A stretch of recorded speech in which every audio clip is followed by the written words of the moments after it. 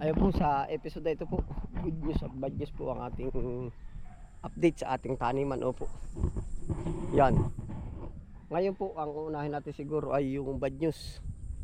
May ano na po, may natumba na naman na papaya. Yung pamandin na yung production na, nagbubunga na ng marami yun. Na po, pupuntahan po natin. Sayang po kung isipin pero check din natin kung ba't siya natumba. Oh, yan. Parang na po yung iba pati natin patanim. Tuloy bisita ba? Oh, yan.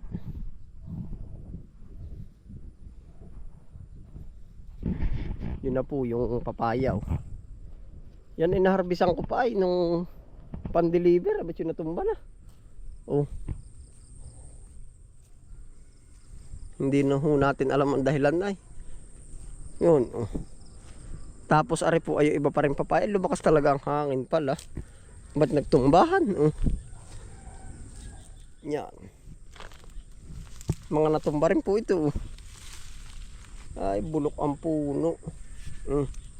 Ito po, ilan lang ang ugat. Hindi na ho tutuloy yan. Bulok eh. Yan. Tapos ari yung isa. Parang tutuloy ito, mas matigas. Yung isa po hindi na siguro. Tapos po aring papayang ari ay yung F2. Mahina siya. Hindi ko po recommend na yung galing sa buto ay patuloyin. Opo. Gawa ng ari ho, naging resulta yung mga bumagsak na bunga. Siya na ang naging bunga. Mahina po. Yan. Yan. Maliliit po ang pagkabunga. Ari po ay saging damo. Sumibol na din Kuha ng dahon po pag kumakain. Yan, ari po yung ating papaya. Ka-harvest din lang natin ito, ba't natumba? Yan. Sayang. Meron kayo magugulay, pero liliit Liliit po, gagaturong po pa Yan. Ka-harvest lang natin nung nakaraan Yan, ari po yung puno lumambot. Yan may mga insekto. Tagpas po.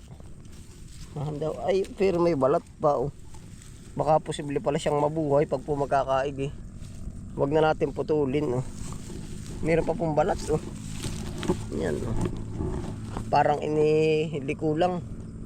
Sana naman magkaig, buhay pa po yung dulo Yan po ang bad news. Sayang. Pero okay lang po naman. Nakailan na tayong tumba, yung panandun. Tumba na rin. Yan, check daw natin yung buso. Buhay pa naman po yung buso. Yan Pagkatutuloy yan, ayos po. Malaman po natin mga 2 days kung talagang babalik siya pataas.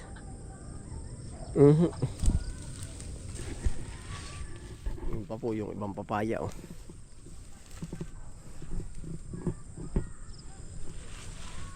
Ang dami na po ang dami nang matumbang papaya. Halos maubos po pala Yun nandun. Tapos yung iba nakamatay dito. Yun nandun po, namumunga na rin na natumba. Ang natira na lang dito ay isa na lang po yun Lalaki po yung naro sa gitnang iyon, kaya isang piraso na lang. Ang dami pala. Pagka po tayo bubinasin yung ibang variety, baka siguro kuhain na po natin. Yan tayo plano ng plano sa papaya. Yung iba po hindi na natin nakuha yung ibang variety. At masubok na natin ay yung red lady. Yan po ang bad news. Yan down po. Tumawa na, dati lahat yan ay papaya Nawala na Nagdalang-dalang na po.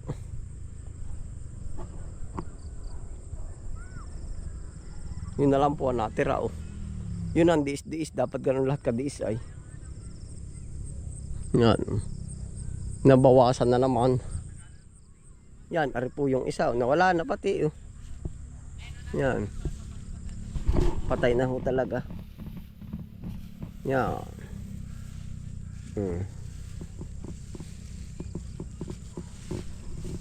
Yan ho yung isa. Natumba.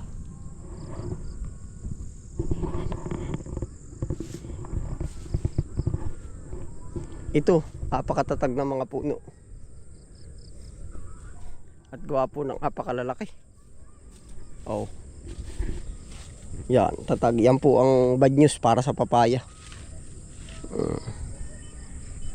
Ang lalaki nito, dapat lang wag magkakatama.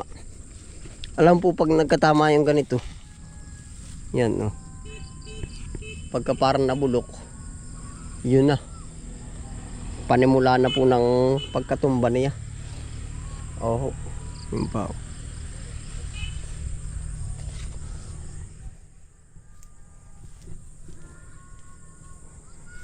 Mas matatatag pa po yung maliliit ay yung puno. Yan, matatag. Yung matatatag.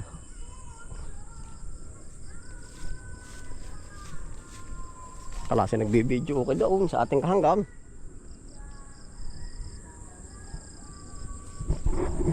Iisa pa lamang ang minahal ko ng ganito. At bakit sino man ang minamahal ko? Siyang ang hindi nagmayari ng aking puso.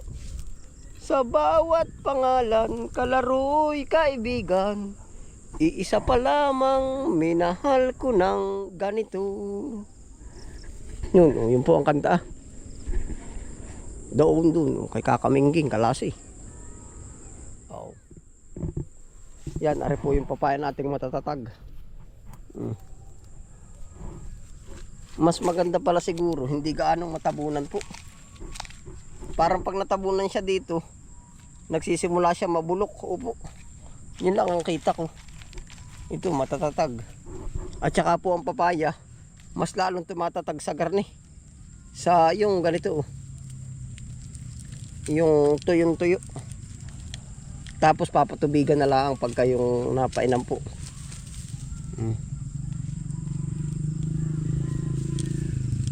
Tepot crack. Yan, matatatag. Ito pa, oh, matatag din.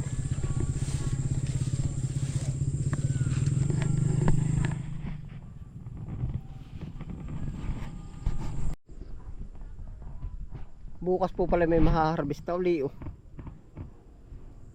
Mas maganda nga po yung natuklayan natin na i-harvest na agad rin ng pupuntahan na po natin yung good news. Sa good news po habang naglalakad doon po tayo pupunta. Ang good news po natin yung ating saging na na pang banana cake. Nagpupuso na po, nakakatuwa po. Abot na abot. Oh. Tapos po di yun nga yung about sa papaya po natin. Mas maganda pa kung ganitong panahon. Harvest lang ng harvest. Para po gumaang ang puno. Opo, yun pala nakikita ko sa kanya eh. Ay ano pa po kaya mangyayari dyan kung yan ay pinabigatan natin ang puno ay di lalo pong bagsak. Oho, yun po ang nakikita ko diyan. Ay di po naman tayo. Yan, may papaya pa rin po yan nakasingit diyan. Yan po ang good news natin. Parang wala pa 10 araw nating inap dito. Meron na ng bunga. Yung pala pakilasa ko yung dadali na nga. Ari, bawasan na natin ng ng dahon. Yan, bawasan natin. Ari, malapit na rin yung pong kabila mayroon ay pero ari pwede kasunod na rin pala. At yan liit na ng dulo. Ito pala magpapanabay. Naipot ka, tatanggal lang natin na rin dahon na. Ay, dadali na rin Yan ang liit na ng dulo yan. Kita niyo po yung green na yan daming ibon Parang dadali na rin po. Yung pong isa kita na talaga. Update ko na lang po kayo diyan. Yan. Good news. Ang laki po ng buwig niyan, sabi na hitik na hitik Panalo. Way sayad dyan. Uman po. Ako na po magsasabi sa inyo. Basta yan na hindi lalayo din sa batong ari. Oh, yan. Oh. Kita niyo po ari. Yan. Sayad dyan, malapit-lapit. Way pagtungo niyan. Ayan na po. Oh. Ang good news. Talaga yun, idadali na rin. Yan, oh. Ilang dangkal ba bago bumaba? Isa. Dito. Yan, nari po yung palatandaan natin. Dangkalan po natin. Yan, para po mabasihan natin yung magiging taas. Yan, ito. Dito yung kapantay. Yan. Isa. Dalawa. Tatlo. Tatlong dangkal po. Lapat yan sa lupa. Yan na po ang good news. Yan, ina-update ko po sa inyo at gawa ng ako po ay tuwa. Makakapagpabunga na naman tayo ng bagong variety ng ating puso. Yan. Bagong variety ng ating saging. For the first time, magkakaroon tayo ng banana pang banana cake dito sa area number 1. Dati po, excited tayo yung makita natin yung unang-una, senyoreta. Pandalawa, pero ano po, pandalawa ay yung lakatan. Yan, naipakita ko po sa inyo yan kung paano na-develop yung lakatan. Tapos ay pangatlo yung morado, mula suwi hanggang lumaki na lumaki. Naipakita ko po sa inyo yan. Tapos ito pangapat, ito na. Good news na, pang banana cake na. Ang laki po, ang baba po pati. Pwede nga po siyang gawing ornamental plant po pagka siguro sa isang malaking sako. Pwede siya. Tapos po, apakadami saba natin sa area na po yan, saba lahat yan.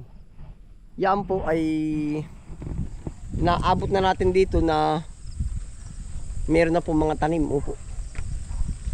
Yan. Arin na po yung ating saging. Tempot na at tempo pagkalaki ng ano niya. Yung mismong agabaraso. Tangkayan. Tapos po, ito yung kahulihan dahon niya. Yan, ito. Sumunod na ay ito na. Bumugwak na yung puso. Yan. Panalo. Ang laki nga naman na rin. Susunod na wari ko ay. Aring isa. Ay, hindi pa to. Ito po hindi pa rin. Dapat siya ay parang malaki na ang binilugan ay. Ito maliit pa talaga. Yan na po ang update. I-check po ulit natin yung kabila na dahon. Yung para siyang nakabukas na po ba? Yung parang malaki na ang butas. Ayun talaga. Excited lang po tayo kaya tayo balik-balik din. Yan parang maluwag na po yung pagkano niya. Pagkadahon maluwag. Yan maluwag. Bubunga na rin ito. Lalo na rin isa. Talagang gustong gusto na rin bumugwak.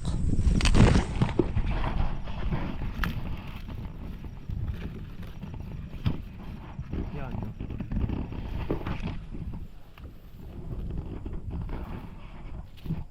Yan, tayo po ay nagsimula sa 2 puno lang. Yung senyorita naman natin ganoon din, 2 puno, 2 or 4 or 5. Pero ngayon, napakadami po. Kung susumahin siguro pag lahat-lahat, aabot na ho ng kumulang mas sa 100 ka puno. Yun na yun. Ayun po, good news at bad news para sa papaya at saging po. Ayun, bago po lumubog ang araw, yan. Yan na po ang ganap. Sarap maggalagala. Tapos mag-update. Ayun, salamat po sa inyong pagsama. Ingat po lahat. Happy lang po. Bye.